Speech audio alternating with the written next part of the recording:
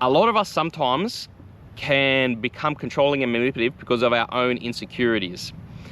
We don't trust the other person. Another wrong thing we think of, another problem we fall into is we see our partner, our spouse, as an extension of ourselves and a reflection of ourselves. So we want them to behave and act in a way that we want them to, because otherwise, if someone else sees them, acting in a way that we wouldn't, then we're worried that they're gonna think badly of us as well. And a lot of people feel like they have to control and manipulate and whatever their spouse because they want them to behave exactly like they would.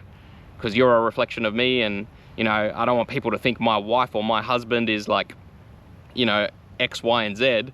So therefore, I have to try and control you and get upset if you don't behave in a certain way. So that's a trap that we can fall into as well. That it comes from our own insecurity. You have to learn to just let go and be like, you know what?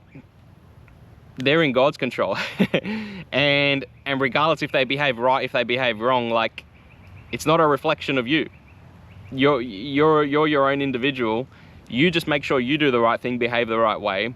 Whether they do or not, leave that in God's hands, because then you'll stay in peace, you'll stay in joy. You won't feel the need to control and whatever.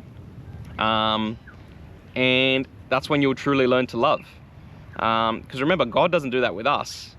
He'll gently remind, someone can be in rebellion towards God for 10, 20 years of their life, and God will keep sending people to try and speak to them, to reach them, whatever. But it's not like every time we misbehave, we act out of character, we lash out in anger, we say a wrong word, we make a wrong choice. It's not like every time we do something wrong, God reaches down, from the sky and grabs, what are you doing?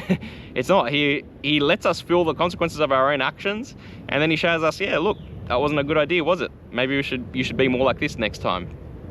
And I'm not saying we should try and be, take the place of God in our relationships with our spouses, but if God, who's perfect, is patient and lets us work it out and lovingly guides us, well, us who is imperfect, how much more should we, be patient with our spouses and not worry about the wrong they're doing?